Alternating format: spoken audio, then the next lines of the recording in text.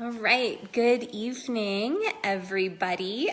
Give people just a second to log in here. I'm really excited about this live. I'm just waiting for my guest to tune in. It always takes Facebook a couple of minutes to connect to everything. So we'll just hang tight here and be on momentarily.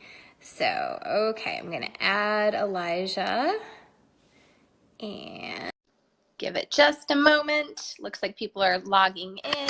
So exciting. Hey. What's up? I just did this in record time. Normally it's like a very awkward 2-minute wait period. So grateful for that. Already clicking. Awesome. Well, I'm super excited to do this tonight because I know this is a really hot topic for people, obviously, in the fitness industry, which is who you and I work with, and for people outside of the fitness industry as well. I think they're going to get some really valuable takeaways. So I'm going to give you, if it's okay with you, just a little introduction and why we're here, and then we'll just kind of dive right into the questions. And everybody who's on, just give us a thumbs up or let us know if you can hear us and see us both. That would be awesome, so nobody misses anything. And while we're doing that, hopefully we're all good here. While we're doing that, so Elijah and I connected because we have pretty similar stories and we service the same market, but in very different ways. So like everything is similar, from the businesses that we're talking about now to our history in our gyms. And so it's just been really cool to connect. And I got into the gym, the fitness studio boot camp game a couple of years before you, Elijah. And it was actually before Facebook ads were a thing. And then it was one of those things where or maybe it was, but just nobody used them. And then it was one of those things where they were just kind of used by some people. So it was really easy. Like, you go in, you click some buttons, you put up a picture, and you make a bunch of money. That's really like how it used to work a couple years ago, but not so much anymore. So that's where I want you to fill the gaps for our audience. So that said, if you could just share a little bit about yourself and your background and kind of how you ended up in this business. Yeah, so, I got in the fitness industry, really because when I was in, college, I needed a job because I was broke as all get out. I'm still broke as all get out. That's what I like to tell people. Fitness has always been a part of my life. And so I had a passion for it. I was a college athlete as well. And so I started working at one of the, local big box gyms. And it was great. Those places, you've worked at some of them. They're awesome.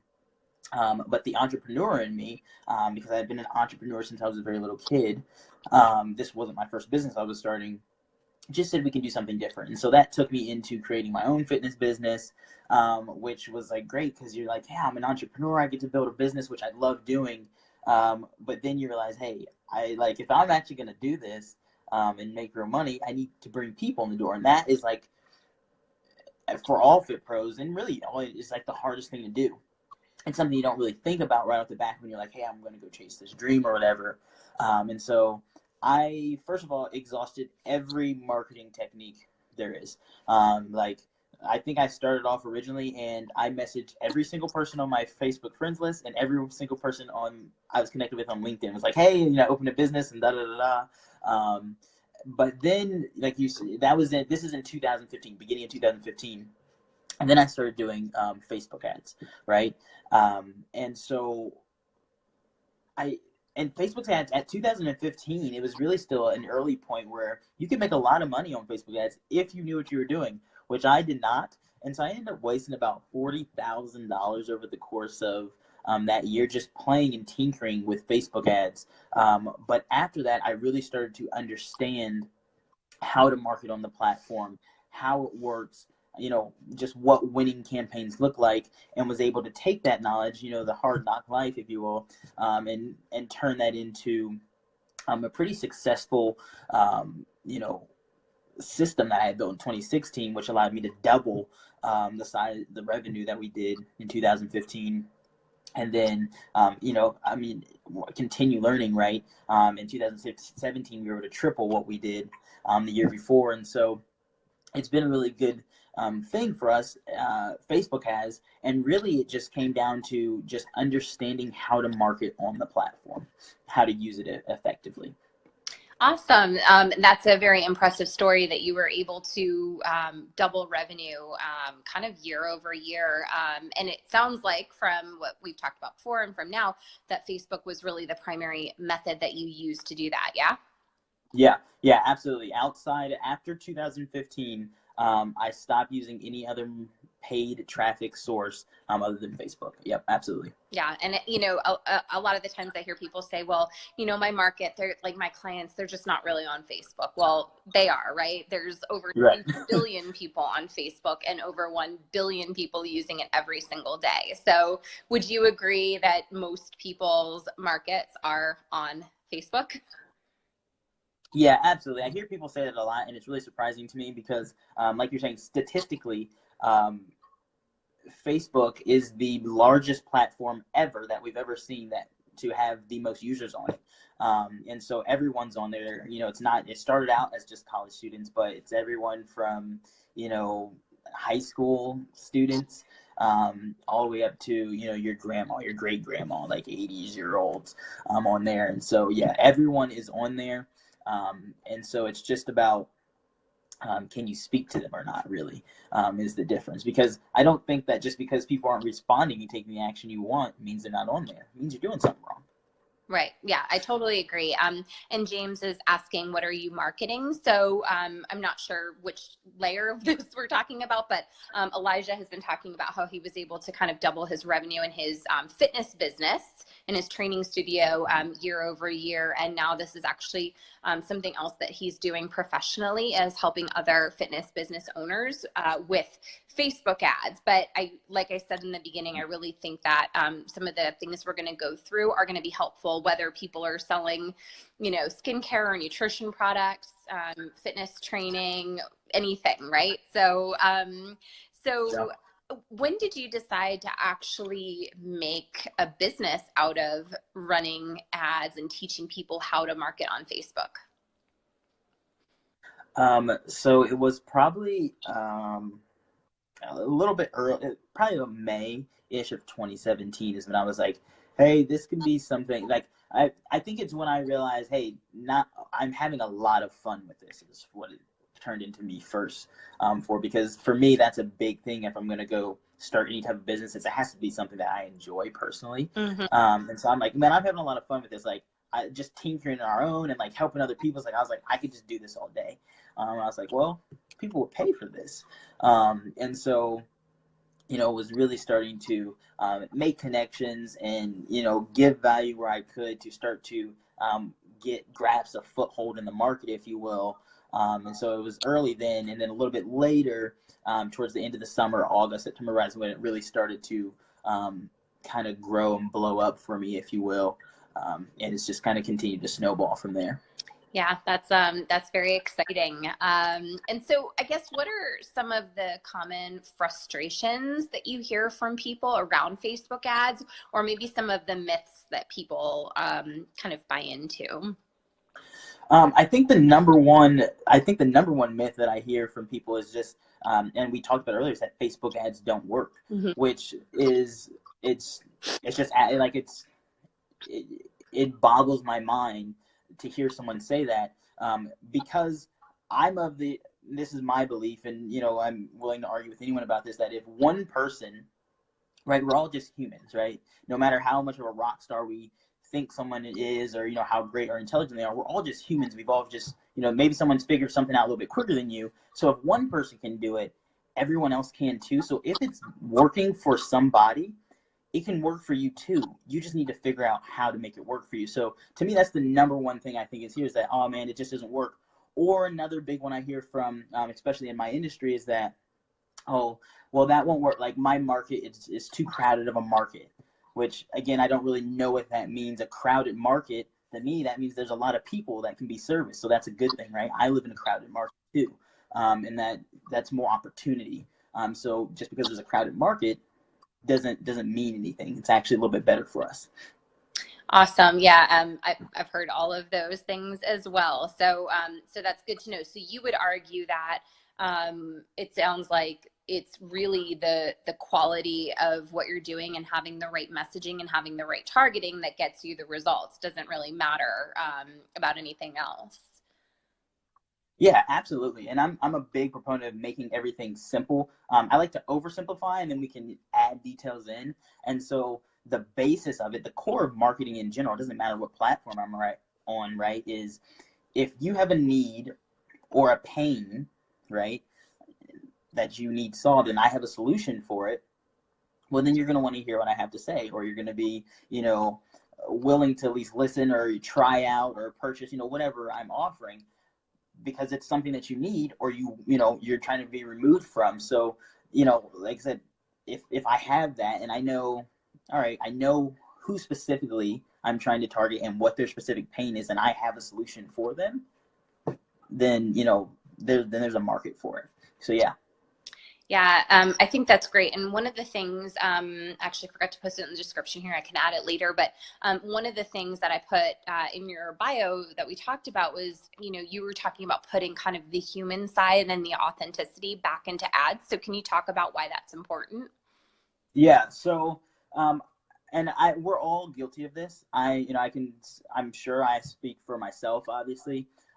When you go into marketing, a lot of times, especially as business owners and entrepreneurs, we get really excited about the product or the marketing or, setting up the fund, whatever it is. We have this big idea and we're like, hey, if I do all these things, it should map out. And especially when we start running paid traffic, because when something pops off, right, and you see the numbers and obviously that turns into dollar signs as well, which is, good for us because obviously at the end of the day, we're running a business. That can be very exciting. But people start to become literally just numbers to you. And so we have to remember that on a baseline level that these are people on the other end, and it's all about connecting. And right now, obviously my job as a marketing professional is not only to help steer people on the trends that we're currently on, but to catch the next wave, if you will. And right now, not just in the fitness industry, but everywhere, there's a lot of just repetitive noise. There's not a lot of people trying to stand out. Everyone's just trying to copy. And so the market is getting very numb to the message that's being put out there. And so the next shift, if you will, which sounds so silly to say, because this is how it was before we had the internet, right? And before we had specifically Facebook marketing, is that we really need to create a connection, right? And to put the human element and that authenticity back into our marketing, specifically, to our, in connecting with our ideal client, right? Our avatar, because that is going to help me not just immediately, but also in the long game. And that's what we're here for, right? Are you here for just marketing for right now, and then you're gone in the next couple of weeks? Which I see sometimes I get hit with ads of people, in different industries for all types of things, and then it's like literally gone like that. And it's like, oh, they ran out of the budget or whatever it was, like, and it's about because they didn't create that connection, and so they weren't thinking about the long game. Yeah, absolutely. I think people get caught up in, like, I always use the hunting versus farming analogy with anything, whether it's, more like what I do, which is building relationships through content, or it's what you do, which is bringing in new leads.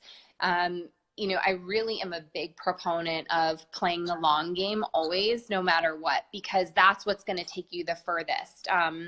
And I totally agree about standing out in a crowd. It's a little different if you're like selling, shoes or food. Those are things that are easy to sell, right? But we're talking about services that change people's lives. And that's a longer process. And you just kind of have to be okay with that, I think. Hey, Brad. Right.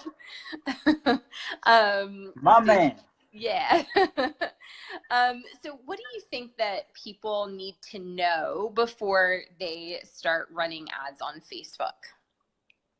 I think before you pick up your computer and open it to start running ads on Facebook, you really have to boil down, first of all, and this is what I start with my client, is obviously for most of us, anytime anyone can purchase or buy anything, right? So we have a service or we have a product and anyone can use it. We understand that, but we need to figure out who specifically is for, who can it help the most, or who we're specifically trying to go after. Because if I just go to market, right, with a very broad offer, or very, like, especially you have to remember when you're going to advertising that this is what we in my industry call cold traffic, right? They're people that don't really know, like, or trust me. If I just go with a very broad general offer, the likelihood of someone taking the action that I want immediately is there's going to be, it's going to be slim to none if I'm so broad. But if I can start to become very specific about who I'm trying to help. And so, for instance, I'll give you a fitness example. I always hear pros and they say, hey, yeah, I tell them, well, who's, what do you specialize in, or, who can you help? And it's like, well, I help people that, have a lot of weight to lose, 30 or, 50 pounds of weight to lose. Okay, there's a lot of people that, have that to lose. Let's obviously we can work with anyone. Let's narrow it, right? Who specifically? Women. Okay, that's a little bit more specific. Let's go deeper than that. Because it's much more powerful if for instance, if I have a program and I say, hey, I got this awesome program. It's the best program. We get the best results for people who are trying to lose 50 pounds. Yeah, that sounds good.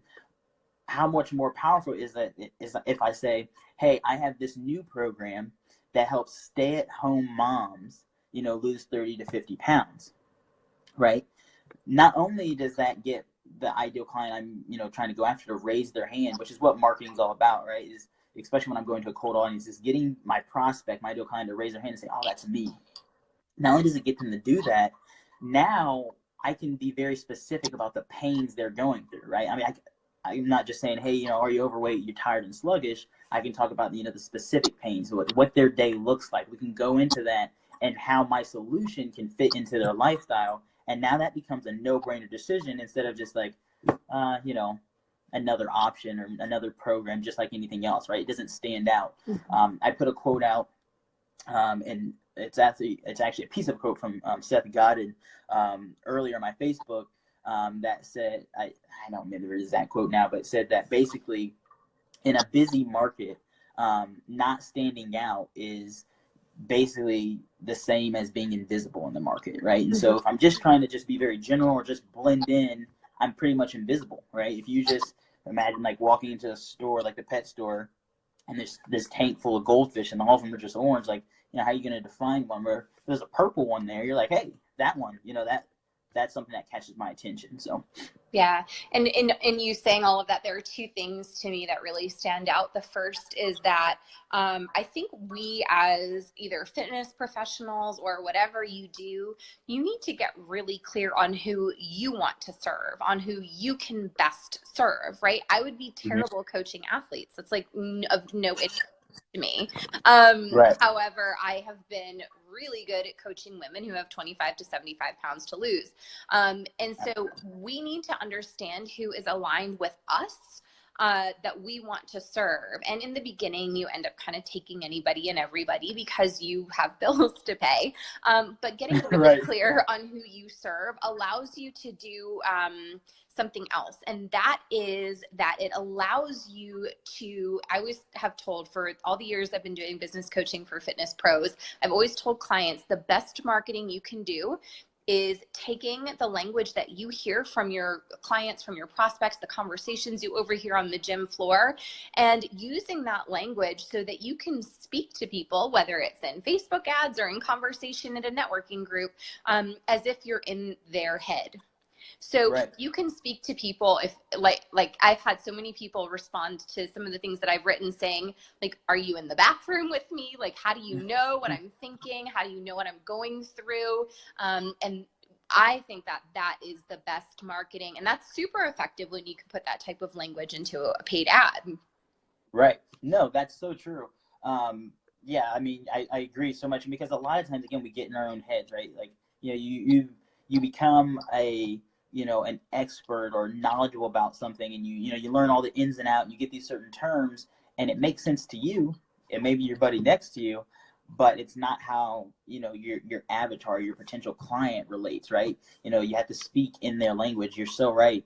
Because like I said, you'd be saying the exact same thing, right? Let's say we know exactly who we want to work with. We have this great offer, but I'm speaking literally jargon to them, right? Just things that they don't, in their own head, when they're talking to themselves, they wouldn't say. And so it doesn't connect the dots. Whereas, like I said, if you can speak in their language, like, man, like it's that connection, that human element. It's like, I've connected with you. I have this bond. It's like, oh my goodness, you know me, right? We're living the same life. Is huge.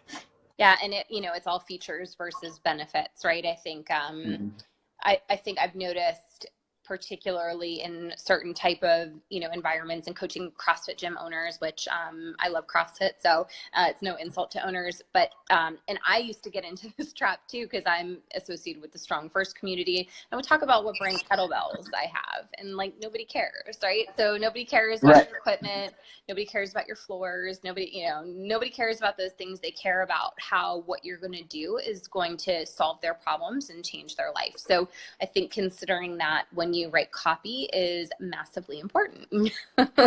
Yeah, absolutely. So, okay, cool. What are some of the biggest, we may have covered some of this already, but what are some of the biggest mistakes you see in either ads that you intervene in, or like just ads in general? I think the biggest mistake is a couple of things. I think one is, we talked about kind of being super general, trying to serve a mass group of people. I think the second thing is it's not building that rapport. And even in direct response marketing, right, where we're trying to get them to take an action, there's still a responsibility to quickly try to create a connection there. Instead of just saying, oh, you clicked on my thing, go buy my stuff, right? Like that's, it just doesn't work that way. I like to tell clients that when you're you're advertising on Facebook, that you're a door-to-door salesman, right? And so if you put yourself in this scenario, for it, no one likes door-to-door salesmen. I was a door-to-door salesman once for WoW, internet, and cable when I was young. I've had every job under the sun, and like no one likes door-to-door salesmen. And so if you think like, if you go answer the door, which half the times we all pretend like we're not home because nobody wants to talk to them. It's like, so if you're going to interrupt somebody's day, right? So if someone opens the door for you, this door-to-door salesman, it better be, damn good. Like whatever you have to say has to be like amazing. And so if you don't do that with your Facebook advertising, if you don't come from it from that perspective that, hey, I'm interrupting your day and I understand that, but it's worth it, and you don't tell them why it's worth it in their language, I think that's a huge mistake. I think it's twofold. Not only for you as a business owner, because now you're wasting money, right? Because they're not going to take the action you want. But I truly believe that if you have a gift or some knowledge or a service that you can provide to people, especially like in our industry, and I'm not just talking about fitness, like, where you can help improve someone's life, that you have a moral duty, right, to share that, right, to do that. And so by you not taking the time to effectively communicate and speak in their language, right, they don't get your service. Well, what's the consequence of that, right? You're like on a macro scale. And so I think that's the biggest mistake there, is just not trying to create that connection and get them to understand what the benefit is of this, and how you can help them, and because it helps them take, again, someone who may be scrolling something, it takes them from their small world view, and you could open them up to a possibility that they never thought of or never knew was possible before. And so I think that's the very powerful and cool part about it. Yeah, and it's super interesting what you just kind of pointed out. It's not something I have thought about all that much, honestly. We always have this kind of dirty association with sales, right? Even though I fully believe that selling is serving, right? Because you have, if you have a business, right, unless you can just afford to like give your time away for free, if you have a business, you have to make money. And if people want to do business with you, to have you help them change their lives, you have to sell to them. That's just part of the process. That's how we transact every single day. I just bought paper towels on Amazon, I buy all different kinds of things every single day. Right. We're constantly buying and selling. But it's interesting that you point out that there's this dirty association with marketing too, because I didn't think about that quite as much. Yeah. And I've heard, actually, it's so funny, a spoiler alert for anyone on my email list. I was rating a couple emails ahead of time today, and I have one using the analogy with Field of Dreams, the movie, you know, if you build it, they will come. I think there are a lot of trainers or business owners in general, I don't care if you own an ice cream shop, that think if I just build it, they will come, right? It's like magic. I don't have to market, I don't have to sell. And unfortunately, reality will kick in. Yeah, no, that's true. That's another one I didn't think of. You're so true. And I don't know, like, yeah, I guess that the movie kind of made that popular. Like, so if you think about that just on an every, like, no, that's just not true. Which I read a statistic recently that said something crazy like, I think it was like 8 out of every 10 like small businesses that are built like go under within like 2 or 3 years or something like that. Like that's ridiculous. Like how many businesses are started every day that literally just go under because just because you build it does not mean they're going to come at all. Yeah, no, and it's a harsh reality for a lot of people. And the game is different too, depending on the type of business that you have. I mean, if you want to be an online coach and trainer, your game is a little different than if you want to be an in-person trainer. So, you know, given that the market shifts and fluctuates so much, like what do you do personally to stay up on trends so that you're best serving the clients who hire you to help with their Facebook marketing? I think that the number one thing that helps me, and I try to preach this to anyone that I come across and talk with or actually work with, is that I'm not romantic about the way I make my money, right?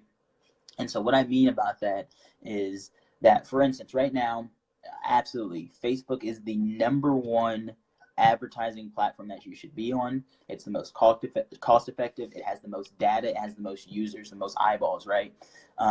But if something else came out tomorrow and were to trump Facebook, I would jump ship, right? Not necessarily immediately because I need to make sure I know the ins and outs of these because I'm a leader in this space. And so, you know, I would need to do my due diligence there first.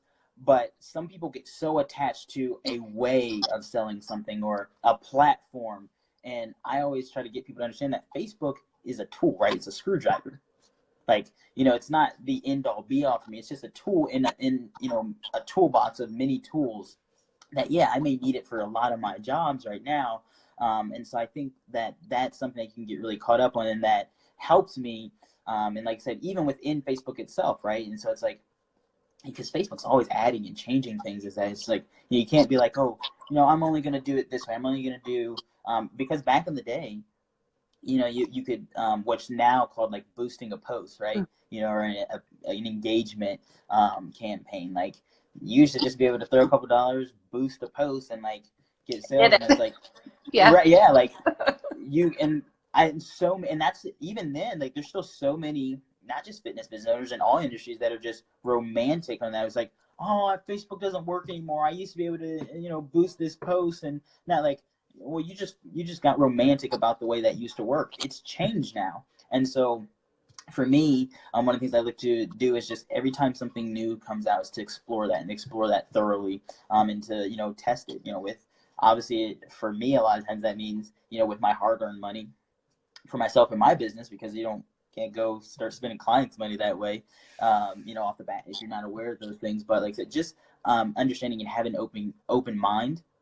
And like I said, just taking things, a little piece of, you know, everything, right?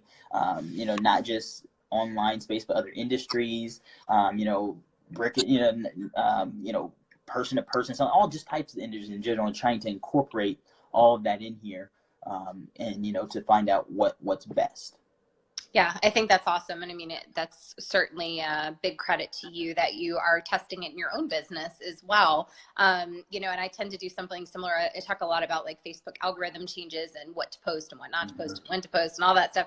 And I test it with myself too.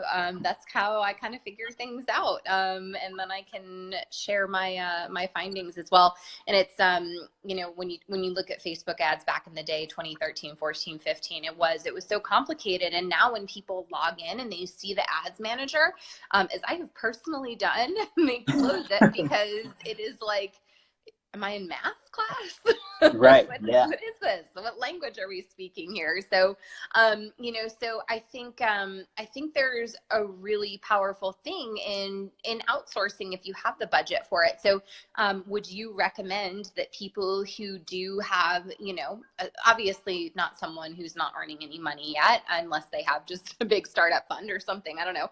But, right. but would you recommend, if people do have it in their budget, that they outsource their ads? Yeah, so my recommendation to any business owner is always this. I think that as a business owner, you have two duties, right? You have a duty to understand what's going on, to understand how whatever platform your business is being represented on works on a binary level, right? So you should understand, like for instance, we're specifically talking about Facebook. So you should understand Facebook as a whole in general, what the goal is, kind of the general steps, but you may not be able to implement and know the ins and outs and all the language, and that's fine. That's not for you to know. And so I think you should know the basics even before you hire, even if you know that, hey, I'm sitting on, this capital, I could easily go hire somebody. Cool. I think you still have a duty to understand that, because if you don't, and I've seen this happen to people, you become reliant on that, your Facebook ads guy or a company. And if that relationship goes bad, or the company decides to spike its prices, or it goes under, whatever, then you're stuck and you don't know what to do, right? You don't even have and actually I just had a fitness business owner tell me the other day. He was like, who I work with. He was like, I've had people run it for the last few years, and so I just got out of it, and now like he had no idea what's going on, right? So many things have changed and things like that, and so that's why we're working together. But like I said, I think that's the first thing you have to do, and then once you have that basic knowledge, absolutely, to go ahead and outsource it, because your time's better served somewhere else, right? Like you can accomplish more not focusing on that, right? For instance, even if you completely understand it, if building a campaign is going to take you, for instance, a whole day, and you could outsource it, and it could take that person, free up 24 hours for you, and take that person however much long, maybe even if it takes them 3 days instead, if that frees up time that you could be doing something else, and you can afford that, absolutely you should do that. Yeah, I think it's a wise thing, and especially because it is so hard to keep up with. It's one of those things where it's kind of best left to the experts. I think if it is in your budget, because it's very complex compared to what it used to be. And so obviously, we're not advocating Facebook as the only method to grow your business, right? Like you and I are both big fans of partnerships, of networking, of speaking, of referral systems, of reactivation campaigns, like all of the basics as well. And as you said, this is just one additional tool in the toolbox, but a very powerful one. So if you've kind of had any of those myths that we talked about, or frustrations floating around in your head, just know that there is a solution for this, and that you really just need to change what you're doing. So with that, I'm going to just ask anybody who has questions to pop them in the chat box. I think there was one question about going to the funnel hacking. It's at the Russell Brunson thing, Funnel Hacker Live. Yeah, no, I'm certainly not going. Facebook ads are not my area of expertise, but are you going? I'm not going to that event. I think it's actually coming up either this weekend or next weekend. Next weekend, I actually have another event I'll be going on, kind of a mastermind event with a mentor of mine to, again, like I was talking about the ongoing learning, make sure we're staying on top of trends, and just seeing what he's doing on another level as well, so I can continue to make sure I bring that back not only in my business but the other businesses I work on. So I won't be there. I did know that they were doing that, but I will not be at Funnel Hacker Live. No. Yeah. Well, maybe one day, right? Yeah. I'll go when they ask me to speak. Yes. There you go. There you go.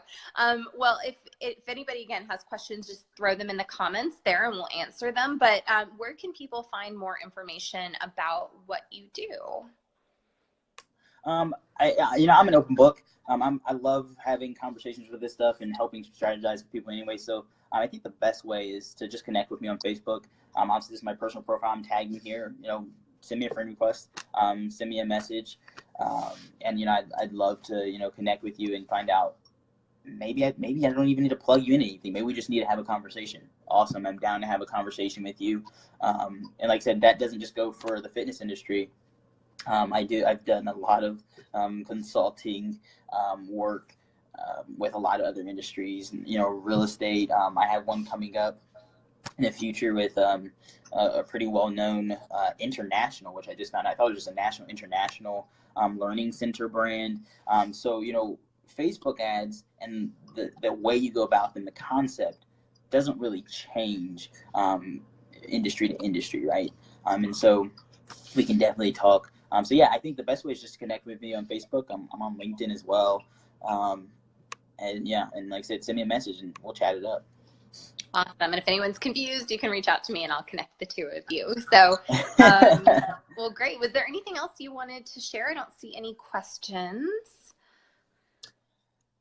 No, man. I guess the biggest thing I would tell people, to take away from this is find your perfect avatar, right?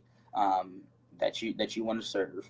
Find out and dig in deep into what their pain points are. Use their language to speak to those pain points, and then to build a solution around it.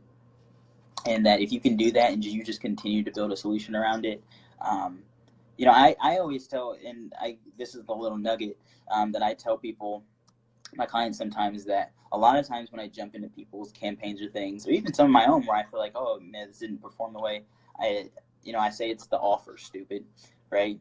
And what that means is that a great offer can make up for a poor ad copy. It can make up for a poor landing page. It can make up for a poorly set up campaign even.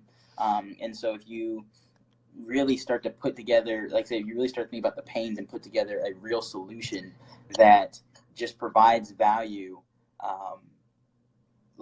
it'll wash all that away, and then you can fix the rest later. So really stop being so generic in your offers, and really try to deliver some value right there. Like whatever you're offering to your ideal client should be a no-brainer, right? And if it's not a no-brainer, and this is kind of like my new thing I'm working on and really trying to drill in, if it's not a no-brainer, only to your ideal client, right? It's not going to be for everyone, but if it's not a no-brainer for my ideal client, I got to go back. And the way I adjust that is typically, my formula for that is how can I, times value, obviously. So how can I add a bunch of value without giving up too much of my time, right? Because obviously you don't want to devalue your time. But if I'm going to offer a solution, how can I give so much value where it's like, to my ideal clients, like, yeah, that's a no-brainer. Like, we have to do that because that'll make up for, all Facebook sins, if you will. Yeah, and that's a good point. I mean, it's not always about putting out, join my 6-week boot camp for $400. It could be, something for free. It can be a trial. It can be, the offers can vary. And it just makes a good point about, be okay with the fact that marketing is a game. So you have to test. Yeah. See what works, do more of that, see what doesn't work, and do less of that. And then constantly keep your eye on it, because again, things do change over time. So just know that, you don't always strike a home run, but don't throw your hands up in the air and say, well, Facebook ads don't work. It's just, you didn't have the right one there. So. Right. Yeah, absolutely. And to just again kind of give one more value bomb, for instance, in the fitness space, right? Like you were saying, it's not always just about my 6-week program or something. So your main goal, I always try to break down, like I told you, I like to oversimplify. At the end of the day, why am I running this ad campaign? Because I want to get somebody who doesn't know about me or who hasn't walked through my doors yet into my doors. Well, then that's the first point. The only way to do that is not through my 6-week or my 4 or my 8-week program for, $400 or $500, $600, right? If I'm just trying to get them in the door, let me give them something irresistible to get them in the door. Because if I really believe I have the solution for them, once they're in the door, the rest can get there, right? And that's with any business, right? And so again, it's still about, like we were talking about earlier, and what you know about, because that's what you do, is that relationship building. And even like I said, in our direct response offers, if we stop going for the home run and we find out, all right, what's the goal of this campaign at its core is to make that connection to get them in the door. Let me find out something irresistible just to do that. And then we can work on, once they're in there, you know, and they've gotten a taste of who we are, they built that know, like, and trust factor, to getting them to the next step. And that's huge. Yeah. And just a side note, just to make sure you're not wasting your money on Facebook ads, make sure you have a sales system and make sure you have a follow-up process in place, because that's huge, right?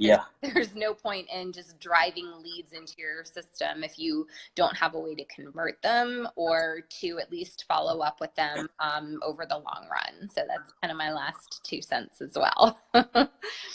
Yeah, no, you're so right there, because that's a big thing. And it's like, and I would tell someone who doesn't have a big sales process or a big sales team, is then you need to simplify whatever you're offering, right? Because again, if it's so much that I have to really sell and if I don't have that in place, then you need to strip it down and make it even simpler so that you don't have to do those things, right? If you're saying, oh, I'm getting great leads, and if people actually came in the door and signed up, we'd be fine, and the only issue is that little blockage right there, but then you need to strip it down so there's nothing to sell. You know, right? So they're just coming, they're like, and they're just banging on the door. It's like, dude, we got to let me do this, and there's nothing to sell. And then, you know, you can build your process later and refine from there. Yeah. And follow up. That's a big thing here. But, well, thank you so much. I think that was awesome. I think everybody hopefully learned a lot. I know we had a lot of viewers on here, so that was really exciting. And if you guys if you have any questions later, or if you're watching this on the replay and you need answers, you know how to get in touch with both of us. I'm happy to connect you with Elijah, and I'll answer any questions as well if I can. And thanks again for tuning in, and hope everyone has a great night. And thank you again, Elijah. Absolutely. I appreciate you having me on. Thanks, guys. Awesome. Good night, everyone.